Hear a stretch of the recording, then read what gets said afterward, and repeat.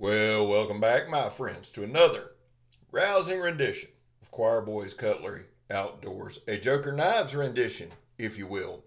Hey, before we get into it, there was a time in this country where 22 veterans a day took their own life. That number has decreased, but any number above zero is too many and it's unacceptable. Vets, we love you. You have a place here.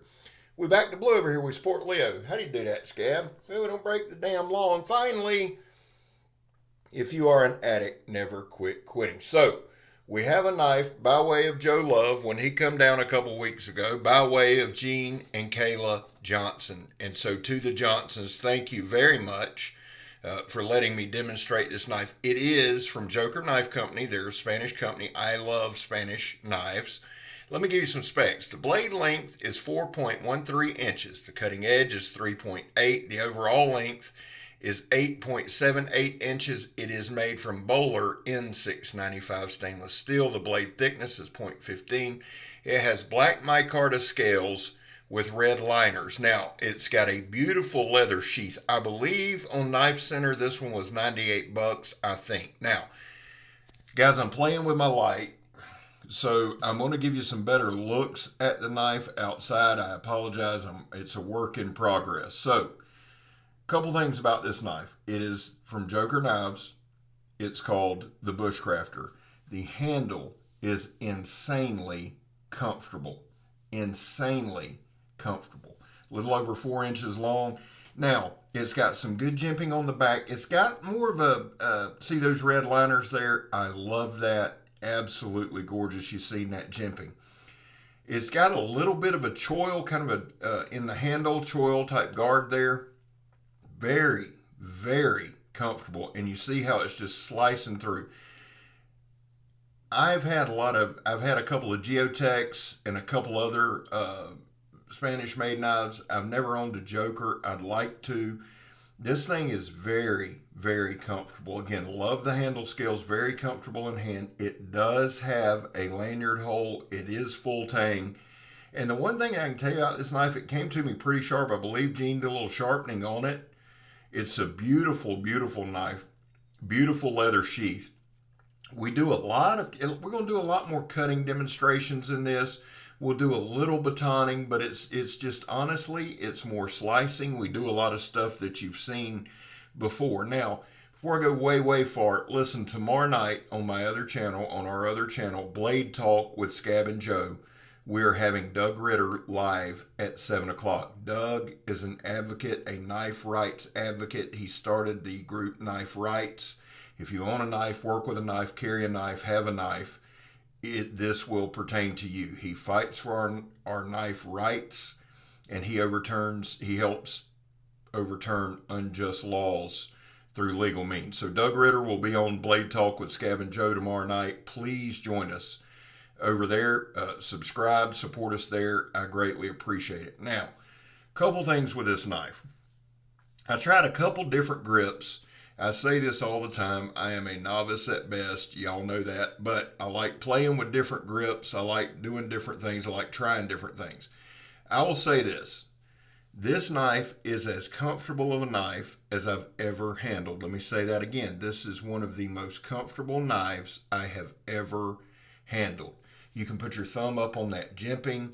You can hold it just hammer hold there, and really it works well. To me, it's a perfect do-all knife. Now, we're going to do the JP stab test, the John Peters stab test. I always like kind of showing the thickness of the knife against that sidewall of a tire there. Just a quick hammer stab. We don't bring it up high. The point of this test is to test the tip. I like checking the handle for hot spots, seeing if there's any slippage.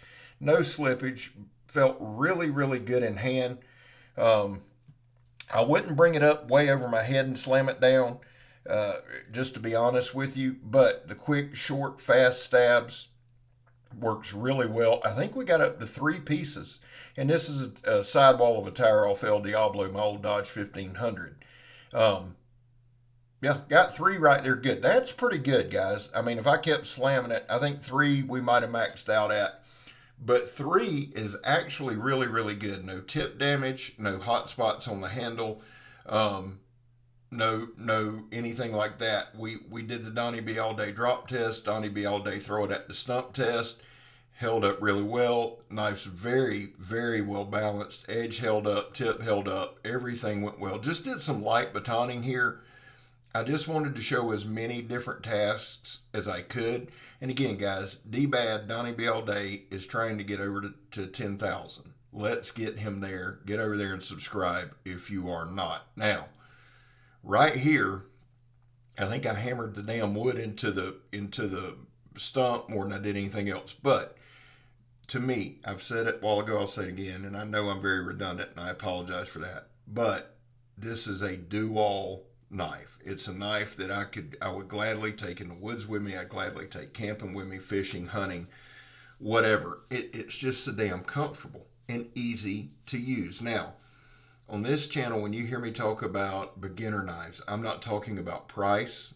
I'm not talking about size. I'm talking about ease of use.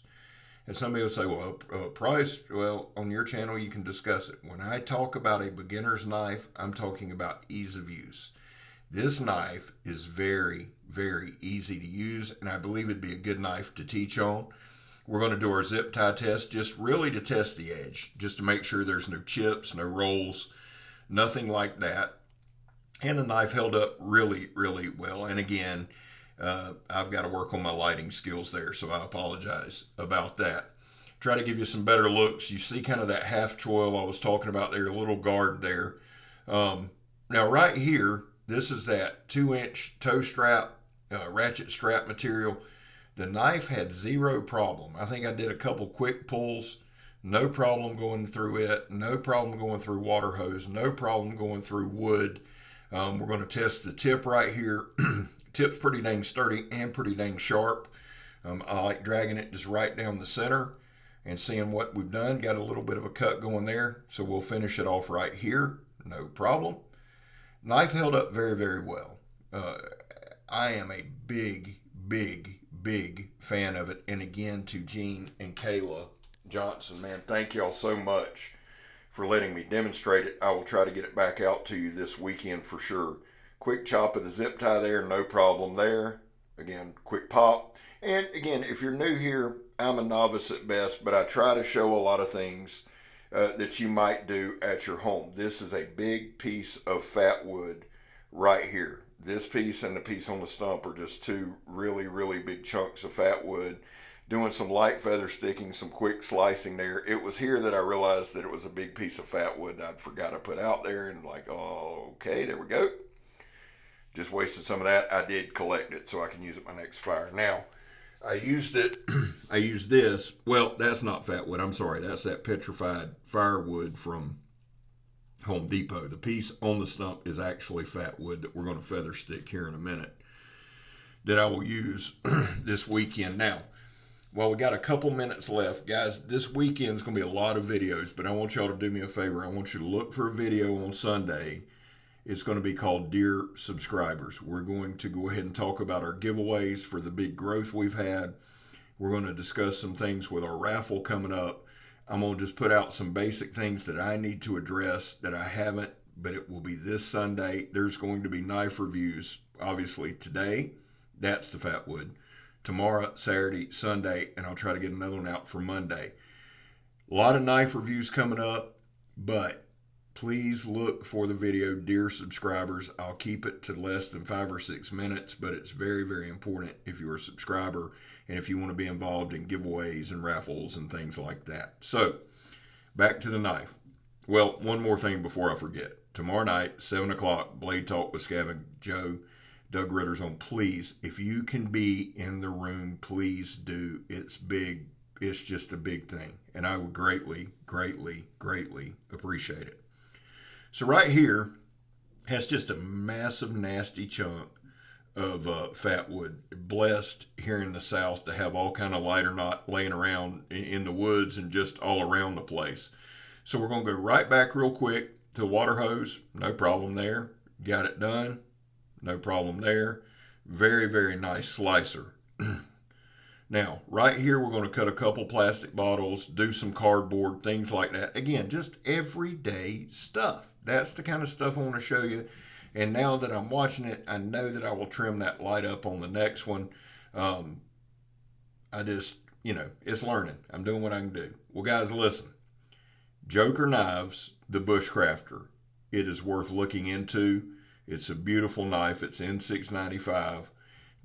And it's a workhorse. I'll go ahead and say that. It's a workhorse. It did not fail at one single thing we put it through during this demonstration. Well, guys, listen. My guy Mikey, whom I love dearly, says, Scab, never give up, never surrender, and everything will be okay. And Mikey's true. Guys, listen, I'm Scab. You're not. I love y'all. God knows I do. God bless y'all. I hope he does. I'm gone, son. We'll see y'all tomorrow night. It's the Joker, Bushcrafter. Thank you, Gene and Kayla Johnson.